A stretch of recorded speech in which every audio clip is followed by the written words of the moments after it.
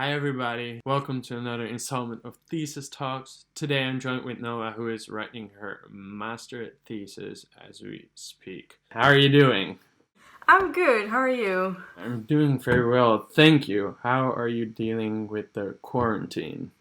Well, just uh, doing stuff everybody's doing, staying home and enjoying myself with new activities. What kind of new activities? I'm learning Spanish, so that's fun. I'm doing a lot of jigsaw puzzles and a lot of walks around my neighborhood. So, Okay. And in terms of your studies, how are you doing well, I'm that? writing my thesis. And I was doing an internship, but that's on hold right now. So we're just waiting for the office to open up again so I can do my uh, internship at another time. So now it's just thesis writing, actually. Okay, that sounds very daunting but exciting. Yeah, can you tell me a little about your thesis? Because you're writing your master thesis right now. What topic did you choose? My thesis is on the female gaze in contemporary television and cinema. So looking for ways in which female characters are uh, differently represented in film and television than in history, and how this is influenced by feminism and post-feminism, and just dotting everything together from history till now. So it's a big project, but very interesting. Very interesting.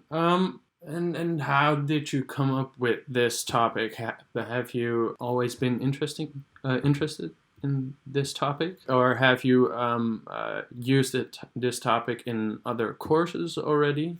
I think I heard about the male gaze once at a course in my first year in media studies. So I was always interested in that, and then my own interests in feminism and female characters just it's always been there, but never in other courses or in my studies. So I just explored it myself, and then I found this YouTube lecture on the female gaze, and that's actually where my fascination began, and that's where I tried to focus on in finding a topic for my thesis.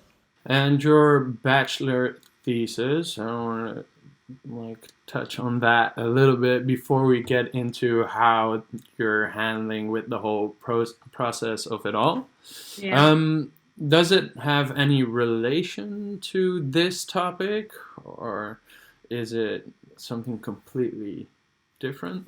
It's completely different. Yeah, it's completely different. I could have done something quite the same, but when I was writing my bachelor thesis, I was also doing an arts education program from the art history department.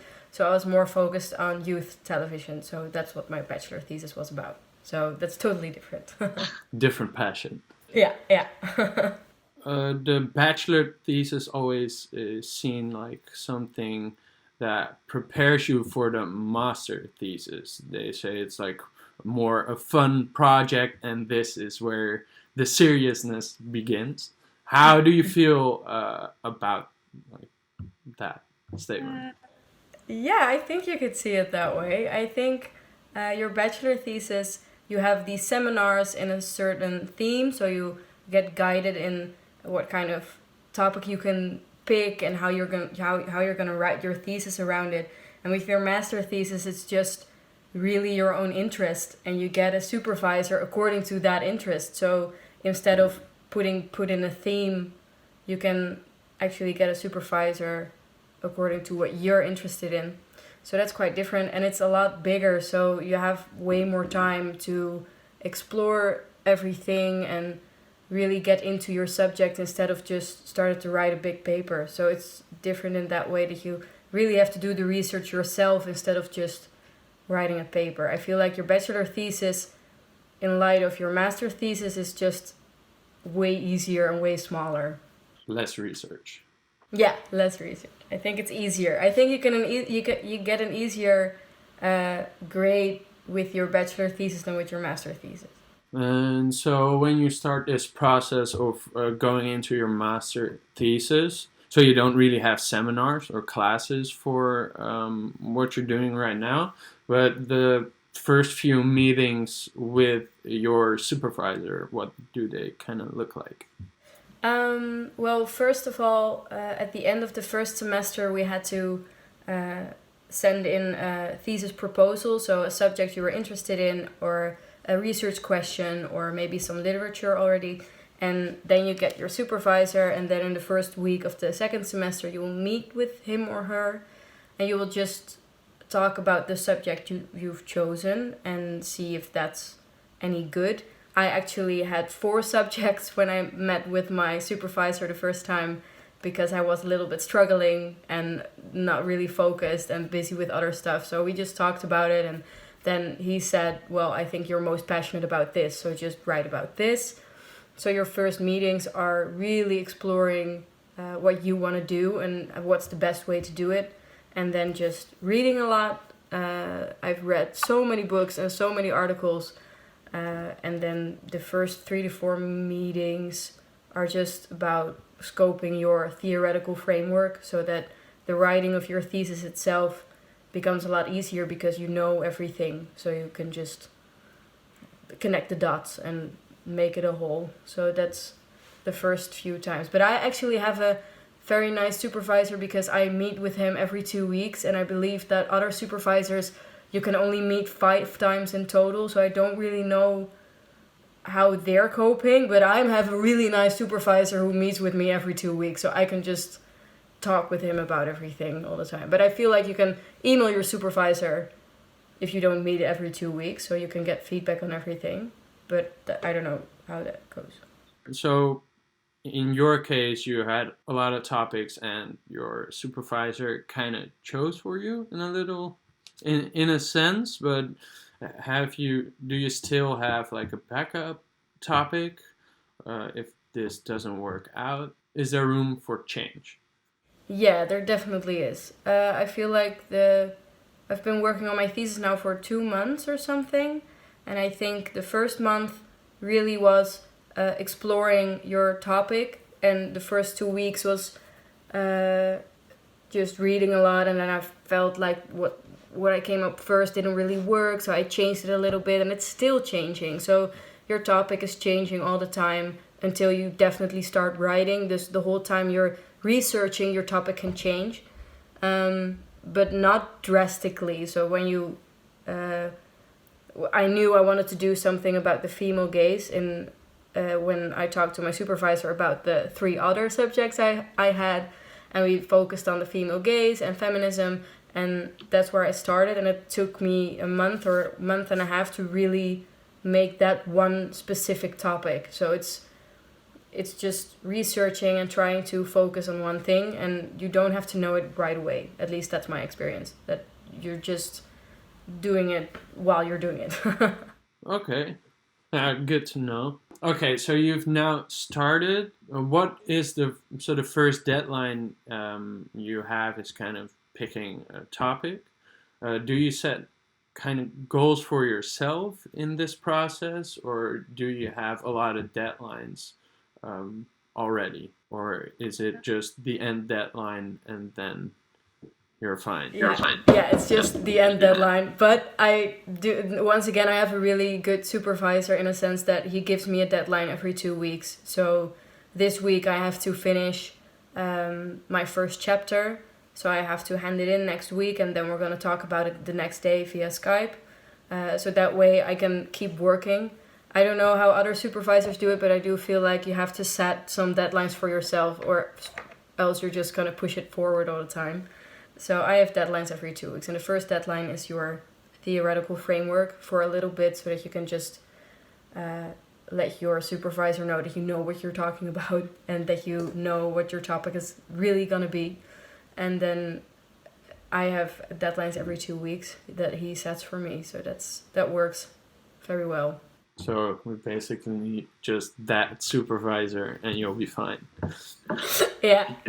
I will email his name to all of you. No. I think every master supervisor is nice, because while you're doing your masters, you get a more personal relationship with your teachers. So a lot of teachers are really helpful, and I don't know from own experience because I have a teacher who sees me every 2 weeks, but I do feel like when you're doing your master thesis, you can email them about everything and they're really involved in making it the best thesis that it could be.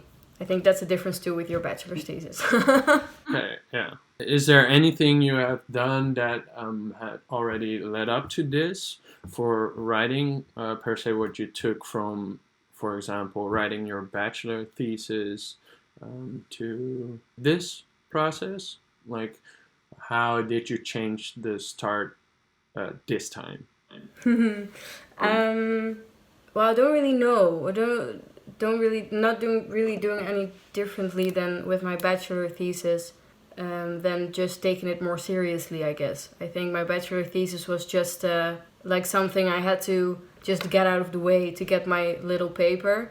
But I feel like I'm more involved with this and I want this to be more successful. So I started out way more motivated than with my bachelor thesis. I think that's a big difference, which makes it a little easier, but not really other preparations or something. It's just something you have to do.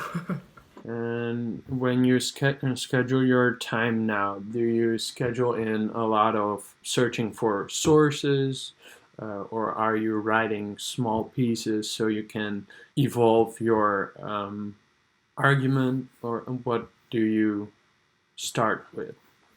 You start with reading a lot. So the first month or so for my thesis was reading everything I could find on my topic, and my supervisor sent me links to articles or books I should read, or not should read, but that might be helpful to get me along. And then the more you read, the more clear view you'll get of your subject. So then you start writing little pieces to connect some dots and just make it a simpler thing, and then you're gonna write your theoretical framework to put it all together. So that's your first chapter actually, where you just put all the information of everything you've read and everything that's relevant you put in one chapter. That's actually the start. And then through that you will find your objects for an analysis or for further research. So first is just reading a lot and getting that on paper. So after you've read everything, what is the next step, do you think? What will you start working on after that? I think for me, now that I have all my information, I think I'm just gonna make my first draft of a real thesis chapter. So not just my information, but really start structuring it into an argument. And I think that's my next step, just connecting the dots and start writing my first chapter, which I'm dreading because I hate it, but that's my next step. And then, what's your biggest struggle so far? I feel like my biggest struggle is actually the recent, how do you call it, situation. So I think it's not gonna. Hopefully it's not gonna be the same next year where we're all still in quarantine. I feel like that's my biggest struggle right now, is finding the motivation to continue, because my thesis is the only thing I'm doing right now. So I have all the time in the world, but I'm not doing it because I'm not feeling like it. So I'm trying to do a little bit every day just to feel a little accomplished.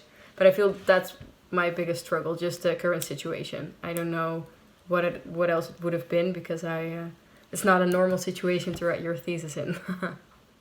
I get that, yeah. And what are some things that you would use to get you to work?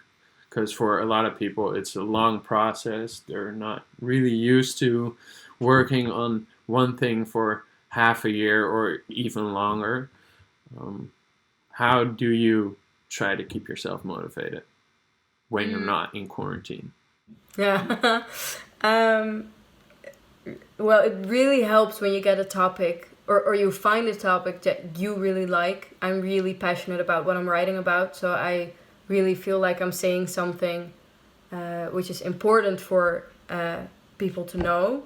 and which I find very interesting. So I really like reading about it. So that helps a lot. It keeps you motivated because you like reading it. So it's not a burden to read a lot of articles, but it's actually kind of fun in some way. And it helps to have deadlines with your supervisor, because then you get feedback, and when he says you're on the right track, it also motivates you to continue, because if you just keep swimming by yourself, I feel like you just don't know what you're doing, and I feel like having good conversations or a good email connection with your supervisor helps a lot too, to motivate yourself in this process. Okay, I guess that's it.